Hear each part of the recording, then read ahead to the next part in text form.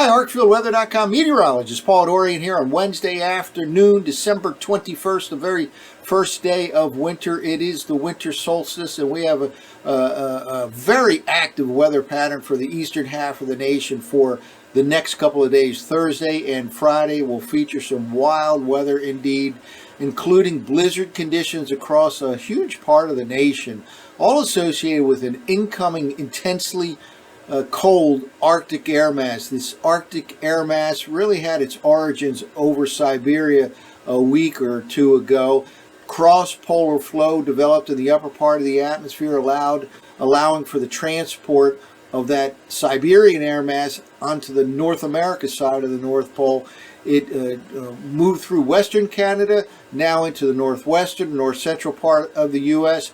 And here is the core of that intensely cold Arctic air mass right now, the core of the cold air mass in terms of relative to normal, and it will dive to the south over the next 24 hours or so into Texas and then spread to the east, reaching the eastern seaboard by midday or afternoon on Friday, and the frontal passage right along the I-95 corridor region late morning, midday hours will not go unnoticed. There'll be a dramatic drop in temperatures throughout the I-95 corridor region. Anywhere this front goes from west to east, temperatures could drop as much as 30 degrees or more in a short period of time. It will be quite impressive indeed. Let's now move forward here with the ensemble run from this morning. This is the GFS ensemble run from 12Z this morning, and we'll track the 850 millibar temperature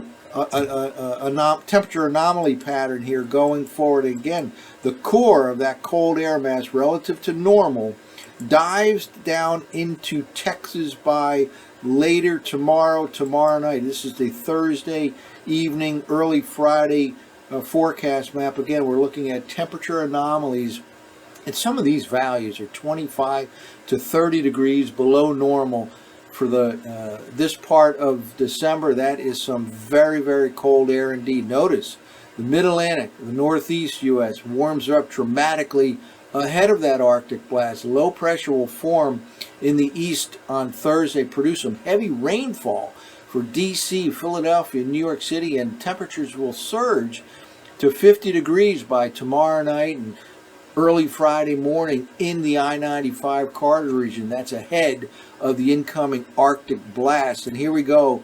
By early morning, this is 7 a.m. on Friday morning, and this Arctic frontal system will be already across central Pennsylvania, maybe the western part of Maryland and Virginia, and then push rapidly to the east off the eastern seaboard by early afternoon, let's say, on Friday. And again, temperatures will absolutely plunge in some areas in the eastern half of the nation. This temperature plunge may be record-breaking, may be the highest degree delta over a short period of time, maybe a couple hours, 30-plus degree drop in temperatures from, let's say, the 40s to the teens in many areas in the Mid-Atlantic region by early afternoon on Friday. And that frontal passage will be active indeed. Not only will there be a dramatic plunge in temperatures, but a burst of snow could put down a quick coating to an inch or two. Winds will be gusting up to 50 miles per hour or so. We have to watch in all areas for a flash freeze. All the rainfall from Thursday night into Friday morning could cause some wet spots on the roadways that, with this kind of a temperature plunge, could freeze up in a hurry. So watch out for difficult travel conditions in the I-95 corridor region around midday, early afternoon on Friday. And once the cold air floods into the Mid-Atlantic region, it won't give up its grip anytime soon. Temperatures likely to drop to single digits in many areas by early Saturday morning. Let's keep moving forward here. This is Friday evening, and here we go by Saturday morning. Right here we have the kind of the core of the cold air over the Mid-Atlantic region. That's relative to normal, some 25 to 30 degrees below normal by the time we get to Saturday morning. That's Christmas Eve Let's move forward another 24 hours or so, and here we go by Sunday morning, Christmas Day. Very, very cold throughout the eastern half of the nation. Again, this could turn out to be the coldest Christmas Eve, coldest Christmas Day in many, many years in much of the eastern half of the U.S. Well, let's now walk through the surface forecast maps. This is from this morning's GFS model run, the 12Z run of the GFS. A lot of rainfall went through Florida, now exiting off the southeast U.S. coastline. And here we go. This is the incoming Arctic blast already affecting Washington State, Montana, the Dakotas, and it will dive to the south over the next 24 hours or so. And snow, accumulating snow, breaks out. This is now by midday on Thursday. First of all, we have the Arctic air just dropping almost due south from the Dakotas all the way into Texas. Nothing is in the way to stop this cold air influx from the Dakotas all the way into Texas. No mountain ranges or anything like that. It'll drop from north to south in a 24-hour period and enter Texas on Thursday later in the day as a brutally cold air mass. Meanwhile, in the eastern U.S., well ahead of the surface Arctic frontal system, there'll be low pressure forming, and it will push some milder air up along the eastern seaboard. Increasingly strong southeast winds on Thursday night will pump in that milder air. There may be a brief period of a wintry mix in the suburbs of D.C., Philadelphia early in the day on Thursday as this low pressure system begins to have an impact on the mid-Atlantic region. But the bulk of the day on Thursday will be plain rain throughout the I-95 corridor region, and it can become heavy at times. Let's go forward a little bit in time. Here we are now by Thursday evening, a soaking rain event for D.C., Philadelphia, New York City, maybe even a couple of thunderstorms included all the way into the morning hours on Friday. And again, very strong winds on Thursday and Friday, both ahead of the Arctic front and behind the Arctic front. And here we are now by Thursday evening. The Arctic frontal system itself right here, the leading edge of that intensely cold Arctic air cutting across the Tennessee Valley into the lower Mississippi Valley. Where you see blue here, there will be blizzard conditions, maybe just for a few hours, but winds will be howling and the snow will be blowing, probably horizontal in a lot of cases here. We've talked about this unbelievable pressure gradient that's setting up. Let's go out another 6 hours in time. And here we are now late Thursday night, early Friday morning, still raining in the mid-Atlantic region out ahead of that Arctic frontal system. And here we go by early Friday morning. The surface front itself at this particular time, right about in this location right here, 7 a.m. on Friday morning. And this area right here will have really just an unbelievable time of it. We've talked about these isobar black lines here that show up in the surface maps. Those are lines of equal pressure, and again, the tighter the isobars, the stronger the winds. And this is some of the tightest pressure gradient display that I've seen in a long time. I've been forecasting for many decades, and this is quite impressive indeed. This area, for example, almost quite hard to imagine that they will not see winds of at least 60 miles per hour right in this region right here. Again, with just a tremendous pressure gradient in this whole area. You have a very strong low as well. That, of course, is contributing. The difference in pressure between this incoming high, 1055 millibars, and a 978 low is really incredible over this kind of a short distance, and the result will be unbelievable winds throughout the Great Lakes area, and that will press to the east. Here we are, the surface front crashes through, blasts its way through the I-95 corridor region by about midday on Friday, and there absolutely can be a burst of heavy snow immediately on the backside of that frontal system, maybe a quick coating to an inch or two in D.C., Philadelphia, New York City, and the surrounding northern and western suburbs. All the suburbs around the big cities can indeed get a coating or an inch or two of snow on Friday. So you combine the snow with the plunging temperatures, possible wet roadways ahead of that frontal system, you could have difficult travel conditions by midday on Friday anywhere in the Mid-Atlantic region, but including the I-95 corridor region. And again, just look at this tight pressure gradient right in this region right here. That will be some incredible winds here of maybe 60 plus miles per hour with blowing snow at the time. Not necessarily going to get a whole lot of snow accumulation, although it's nothing to sneeze at, but you could have blizzard conditions without a lot of snow accumulation with extreme winds and cold even for a brief period of time. But this is just an unbelievable weather pattern setting up for the entire Great Lakes region, and ultimately it barrels its way into the northeastern part of the nation. Temperatures by Saturday morning quite likely, in my opinion, reaching single digits in many of the suburbs of the big cities, maybe even into the urban areas themselves, some single digits possible. Talking north and west of D.C., north and west of Philadelphia, and that's quite impressive without a lot of snow cover. Again, there may be a coating to an inch or two, and if indeed that does happen, it could stick around through the weekend because it'll get so cold during the weekend. Look at this pressure gradient on Saturday morning, which of course is Christmas Eve. Still very large area experiencing very strong winds all day on Saturday. This goes nowhere quickly. It's still quite a windy looking weather pattern here throughout the Great Lakes, the Northeast, the Mid-Atlantic region.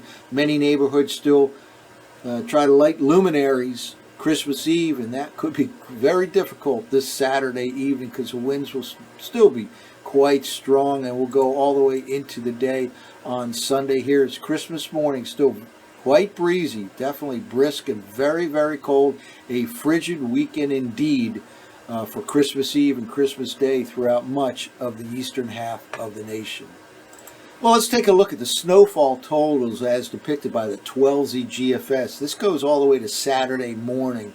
And again, not all that widespread of an area of significant accumulation. Certainly very impressive across Michigan, northern Indiana, northwestern Ohio, 6 to 12 inches in that area. Some excessive amounts of maybe 6 to 10 inches or so across the mountains of eastern West Virginia, far western Virginia, all the way up into central Pennsylvania. But despite the lack of a foot or more of snow in much of this area, they will experience blizzard conditions for a short period of time. Again, you don't need a foot of snow to have a blizzard.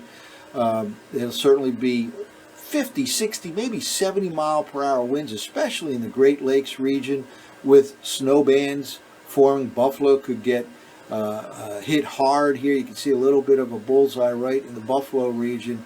And again, winds will be unbelievable, persistent for 24, 48, even longer than that, 48 hours or so in the Great Lakes region. And again, there'll be a burst of snow all the way to near the East Coast here. I do believe there's a chance of a coating of snow all the way to coastal sections of New Jersey and maybe the northern part of the Delmarva Peninsula. Certainly in the immediate D.C. to Philadelphia corridor to New York City and points to the north and west, there can be a coating to an inch or two with this incoming Arctic air mass.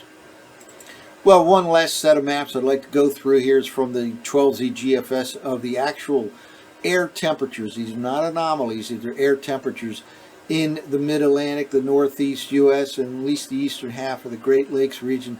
Starting off here Wednesday evening, it's this evening. Let's just move forward here and we'll see kind of a topsy-turvy pattern here. Temperatures will shoot up here. This is later tomorrow, 7 p.m. tomorrow, well up in the 40s, D.C., Philadelphia, all the way to New York City, 40 plus degrees as that milder air. Temperatures will not go down tomorrow night. In fact, go back here, we'll see this is about midnight or 1 a.m. tomorrow night, all the way up to 50 degrees in southeastern Pennsylvania, across New Jersey. Again, that's that milder air ahead of the Arctic blast, and here we can start to see the Arctic invasion here into the Ohio Valley. And again, keep in mind temperatures, let's say in the lower 50s early Friday morning across southeastern PA and parts of the I-95 corridor. And here comes the Arctic blast. Look at that, down to 0 degrees by early Friday morning in western Ohio. And the frontal system, we talked about this earlier, the frontal system at this particular time, 7 a.m., maybe right in this region right here. Not hard to tell where the Arctic front lines up. Again, you still had mild push of air out ahead of it, but then this blast coming in from the west or southwest to the north and east. Let's go out another 6 hours in time. Look at that. This is now 1 p.m. on Friday, and the temperature right here, as depicted by the GFS at this particular model grid point, southern part of Chester County, 42 degrees at 7 a.m., down to 17 degrees just 6 hours later. And again, some areas may experience the biggest temperature drop in a short period of time in history here, or certainly be right up there, maybe the top 10 temperature drops behind a frontal system in many parts of the country, and already down near zero by midday in parts of western Pennsylvania, West Virginia. A little bit of a negative showing up right here. Again, that's an area where they had significant snowfall preceding the Arctic invasion. Let's go out even farther in time by Friday evening, all the way down to 10 degrees. This particular model grid point, and I'm just using that as an example here, south central part of, or southern part of Chester County here is 20 miles, let's say, west of Philadelphia, down to 10 degrees on this particular model run. That's after being probably 45 to 50 degrees early in the day on Friday. This is the Friday evening forecast map. Let's go all the way out to Saturday morning. Single digits, quite likely north and west of the big cities, maybe even into some of the big cities along I-95 by Saturday morning. And it just stays frigid on Saturday. Don't be surprised if many areas have trouble escaping the teens along the I-95 corridor region with a strong wind to boot on Saturday afternoon, Saturday evening. And here we go all the way out to Christmas morning, a frigid Christmas morning indeed throughout the Great Lakes and northeast, mid-Atlantic region, really throughout the much of the eastern half of the nation. Again, one of the coldest Christmas Eves, Christmas days we've had in many, many years, coming to a large part of the eastern half of the nation this Saturday and Sunday. And tomorrow night, Friday, will feature some wild weather conditions in much of the eastern U.S. That's it for now. For ArcfieldWeather.com, I'm meteorologist Paul Dorian.